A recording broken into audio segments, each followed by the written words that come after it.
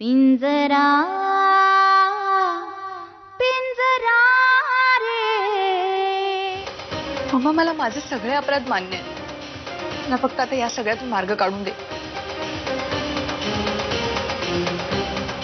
नारायणी, आता आपल्याला दोन गोष्टी करायच्या आहेत. सगळ्यात पहिली गोष्ट म्हणजे तुझ्या वडिलांच्या मनात आपल्याबद्दल जी अढी निर्माण झाली ना, ती काढून टाकायची आणि आपल्याबद्दल पुन्हा एकदा विश्वास निर्माण करायचा आहे. कळलं? आणि दुसरी गोष्ट तुला करायची, तुला तुझ्या सासरच्या माणसांशी चांगलं वागायचंय, त्यांची मनं जिंकायची तुला. मम्मा, मला त्या सगळ्यांशी चांगलं वागता नाही येणार ग. तुला त्यांच्याशी चांगलं वागावं लागेल, कारण आपल्याकडे दुसरा कुठलाही पर्याय नाहीये बच्चा. नारायणी, लक्षात ठेव, ही तुझी शेवटची संधी आहे. हेगडे वकिलांचा असिस्टंट भेटला होता. हा, काय बोलला? तो म्हणला ते मच्छिंद्र सेलार त्याची नुकतीच केलेली विल बदलायचं म्हणतोय. काय हील बदलतोय? तो म्हणला हेगडे वकिलांना त्यांनी अचानकच बोलून घेतलं विल बदलण्याच्या संदर्भात बोलणी करण्यासाठी. आयला म्हणजे मच्छिंद्रनं मनावर घेतलेलं दिसतंय माझं बोलणं. सासरी जा. लक्षात ठेव नारायणी, कदाचित ती माणसं तुला घरात घेणार नाहीत. मनाची तयारी ठेव, असं होऊ शकतं. पण तुला काहीही झालं तरी काहीही करून त्या घरात प्रवेश मिळवायचा आहे. वाटलं तर त्यांच्या पाया पड. ये न केन प्रकारे तू त्या घरात प्रवेश करणार आहेस. कळलं?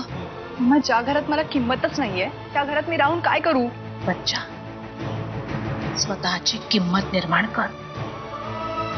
नवऱ्याचं मन जिंक. खूप महत्वाची गोष्ट, तुला वीरच्या बाळाची आई व्हायचंय.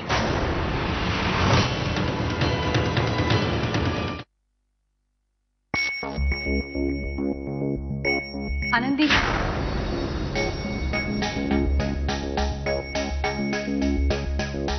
आनंदी, माझं चुकलं, मला माफ कर.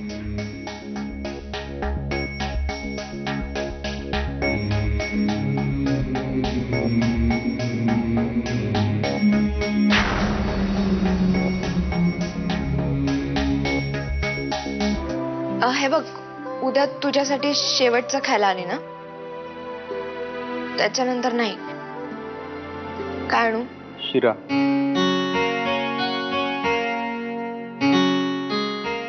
आनंदे, पण येताना जरा वेळ काढून ये, म्हणजे आपल्याला गप्पा तरी मारता येतील. ते पण तुला त्रास नाही होणार ना? नाही होणार. मी आणते उद्या शिरा. तोपर्यंत तू काळजी घे, नाही तर आती खाण्याने आजारी पडशील. येते. तात्या, झाल्या प्रकाराबद्दल मला माफ करा.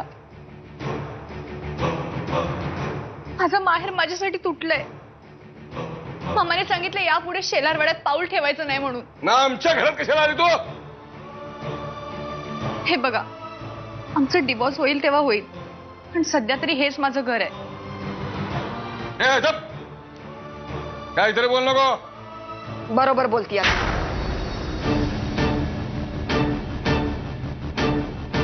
ह्या घरची सून आहे ती, कुणाची तरी पोरकी आहे. तिला घराबाहेर नाही काढता यायची आपल्याला. तात्या, आई म्हणते तसंच होऊ द्या.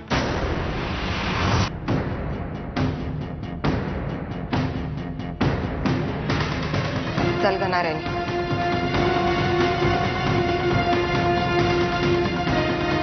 हो चिरंजीव, काय डोकं फिरलंय का तुमचं?